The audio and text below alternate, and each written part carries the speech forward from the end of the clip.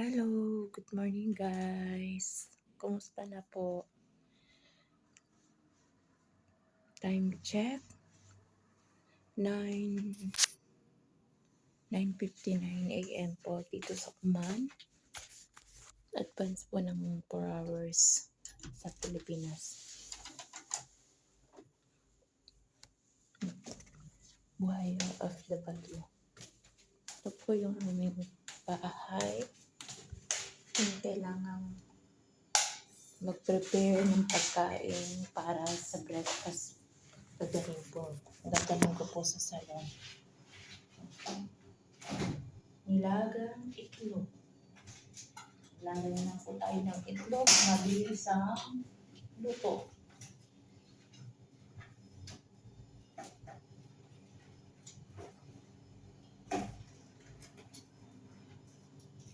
Ang option.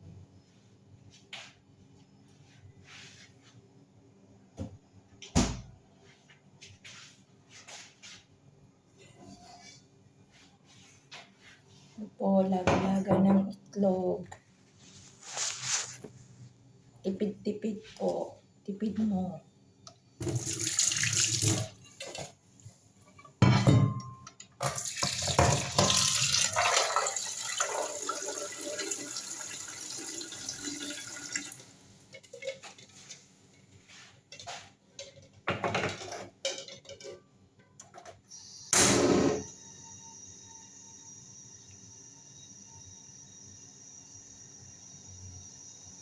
Pero na po ako nakauwi kagabi. Ramadan po is changing the time ng oras ng trabaho po namin.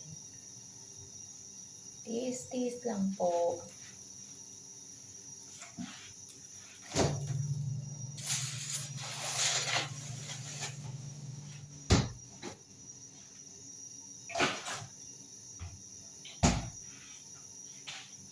Tiis lang mga kabayan.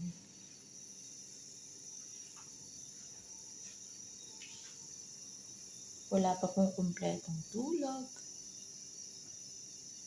Wala po tayong magagawa at sabihin. Kailangan po natin kumita ng pera.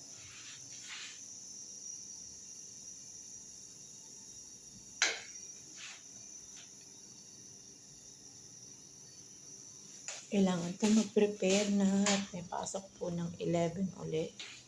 Then,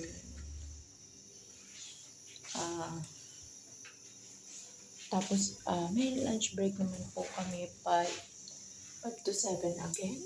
Then, hindi ko lang po alam kung anong oras ulit matatapos ang aking trabaho. Kagabi po, natapos yung trabaho ko is 12 na po magawa ng madaling araw. Ito lang po kami dito sa ibang bansa. Nag-usapin lang po ang mga Pilipino dito pagka-Ramadan. It's theory po nag-usapin lang po kami dito kapag Ramadan kasi po yung oras ng trabaho.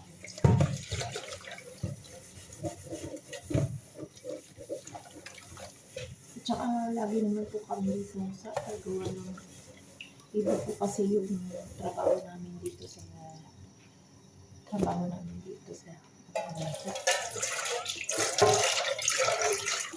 kagandahan nga lang po walang kumbaga hindi naman po tayo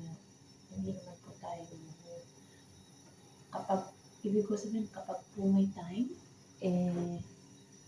pwede po tayo naman magpahinga tsaka may pahinga naman din po sa loob ng isang kung may pahinga po isang beses.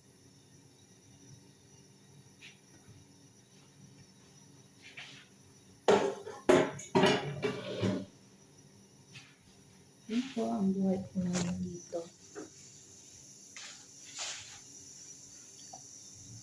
Update ko na lang po ulit kayo sa susunod na vlog. Sana po i-follow nyo yung aking YouTube site. Enliblas. please share po. Share po ng video, share po ng site. Then, hope sana po i-follow nyo yung aking YouTube site. Update ko na lang po kayo sa susunod kong vlog. Thank you po. Have a safe. Have a nice day. See you guys for my next vlog.